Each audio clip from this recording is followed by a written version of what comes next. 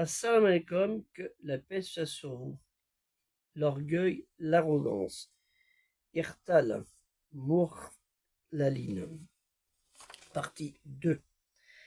Il n'est pas approprié à l'humain, homme ou femme, de s'attribuer ces qualités d'orgueilleux, d'arrogance, comme par tromperie ou en se mentant à soi-même. Car l'humain, homme et femme, ou femme, se disant dans une crainte et un amour vivifiant en Dieu seul, Allah Ta'ala, le très haut exalté soit-il, doivent vivre dans l'humilité en sa puissance, sa générosité et sa justice.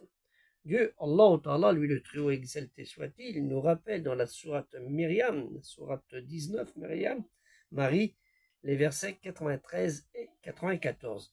En vérité, tous ceux qui sont dans les cieux et sur la terre se rendront auprès du tout miséricordieux, sans exception, en serviteurs. In kullu fi as-samawati wa al-ard illa ati al-Rahman abdan.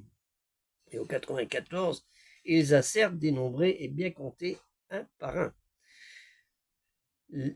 Lakad as-sahum wa ad-dahum ad-dahan.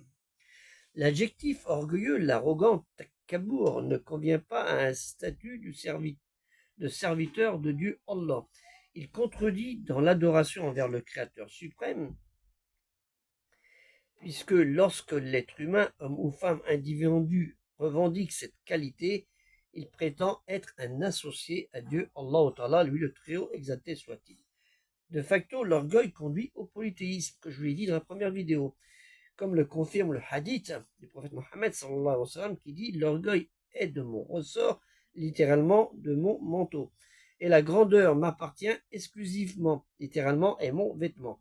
Celui qui se dispute avec moi à propos de l'un d'eux, je le précipiterai dans le feu. » Par conséquent, l'orgueil chez un serviteur est fondamentalement lié au polythéisme.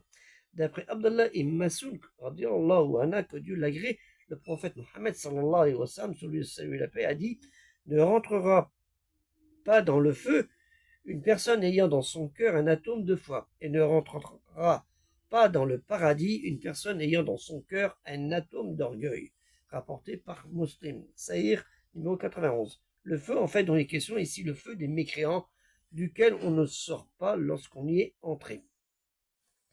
Que la paix soit sur vous. Assalamu alaikum. Aider le projet culturel musulman universel que j'ai recommencé